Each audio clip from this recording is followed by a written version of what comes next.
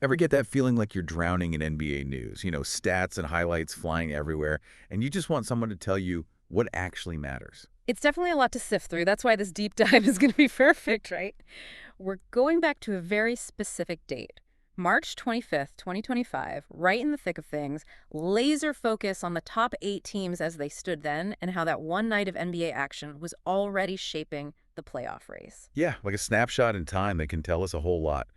And we've got a podcast script from that very night, like they were watching these games unfold live, calling out the key moments and what they might mean for the bigger picture. Okay, so kind of like we're time travelers peeking into the past to see the future. Love that. Exactly. And I think our mission here is to pull out those crucial insights about those top 8 teams and how the games played on March 25th, 2025 were already giving us clues of what was going to happen in the playoffs. And to me, what makes a deep dive like this worthwhile is going beyond just the scores. I mean, anyone can see who won and lost. We want to understand why, right? Why did these games turn out the way they did? And what does that tell us about each team as they headed towards the playoffs? Okay, so let's set the stage. March 25th, 2025. Who are the big dogs in each conference?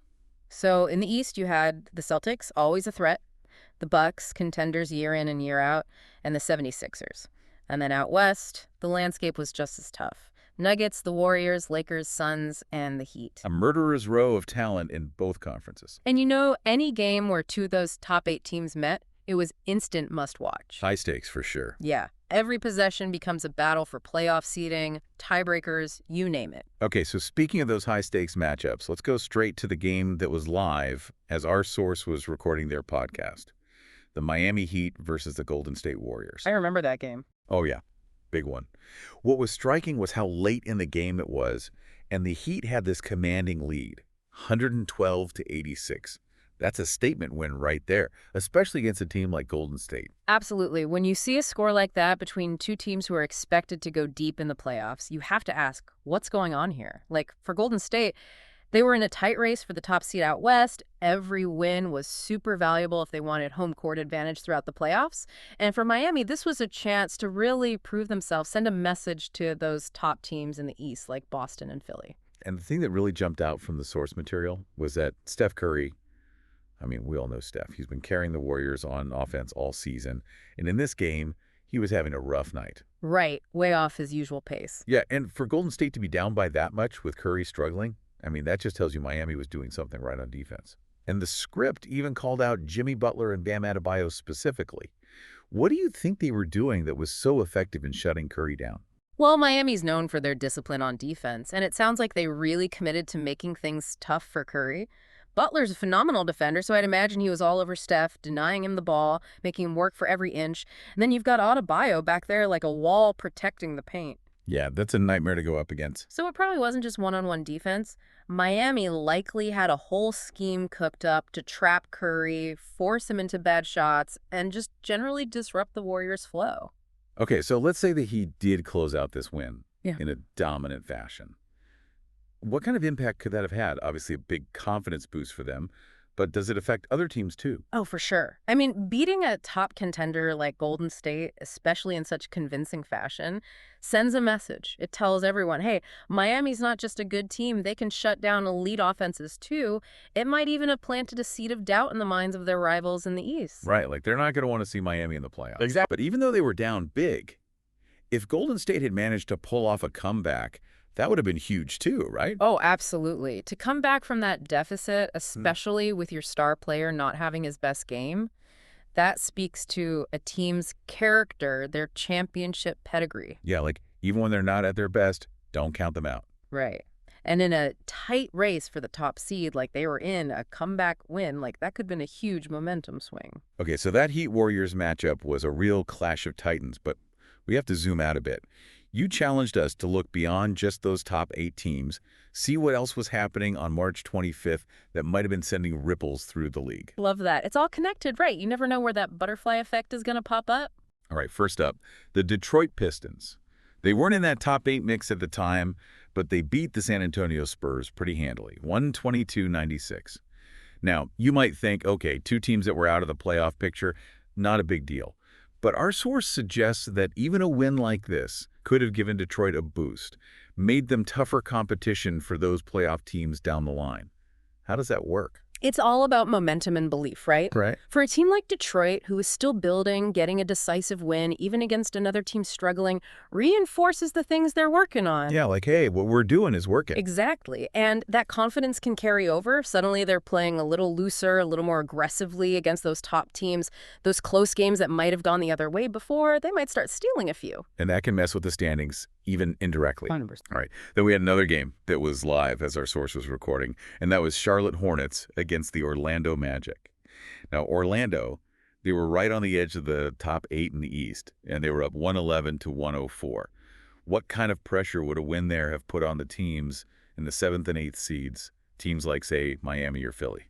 Oh, man. Imagine you're Miami or Philly, you're looking at the standings, and here comes Orlando, just a game or two back, and they're winning these close ones. Suddenly, every game feels like a must-win. That's got to get in your head a little. Oh, yeah, that pressure starts to mount, knowing any slip-up could drop you out of the playoff picture entirely. All right, let's jump to a game that had already wrapped up. The New York Knicks, they beat the Dallas Mavericks, 128 to 113. Now, our source noted that the Knicks were a team on the rise, even though Dallas wasn't in the top 8 at that point. How does a win like that set the Knicks up to potentially challenge those top teams in the East? I mean, think about teams like Philly or Milwaukee. I love that point. Beating a team like Dallas, even if they're not in the top 8, it still means something. They've got talent, they can score, so for the Knicks to beat them decisively, it shows they can hang with anyone. Yeah, so like a statement. Exactly, they're announcing their arrival, saying, hey, we're not just here to make up the numbers, we can beat you. And momentum like that can be so huge heading into the playoffs. Right, that belief that they can beat anyone, that's dangerous. All right, moving over to the West, we had the Houston Rockets taking down the Atlanta Hawks 121 to 114.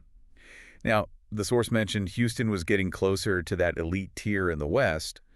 So how would a win like this have made those middle-of-the-pack playoff teams nervous, say the Lakers or the Suns? So picture this. You're the Lakers or the Suns, you're comfortably in the playoffs, but then you see a team like Houston on the rise start beating quality opponents like Atlanta.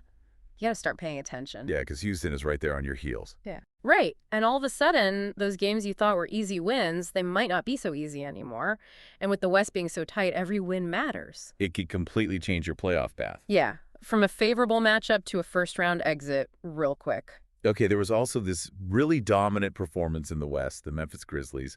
They just crushed the Utah Jazz 140 to 103. And this was another game that was happening live. Now, the idea was thrown out that Memphis could be a dark horse contender in the playoffs. What does a blowout win like this, especially this late in the season, tell us about their potential to upset those top teams? When you see a blowout like that, it makes you pay attention.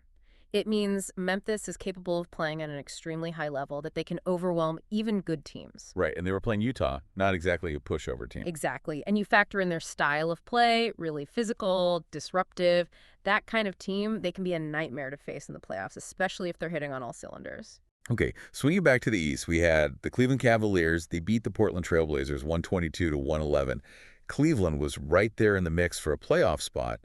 So how would a win like this have impacted their position in the East, especially compared to those top teams like Boston and Milwaukee? Every win is precious when you're fighting for a playoff spot, and especially in the East where the seeding can be so tight. For Cleveland, this win against Portland wasn't just about beating a decent team, it was about racking up another win in the standings, maybe improving their chances for a tiebreaker if things got really close. Right, those tiebreakers can make all the difference. Oh yeah, home court advantage in a crucial game. That can come down to a single win back in March.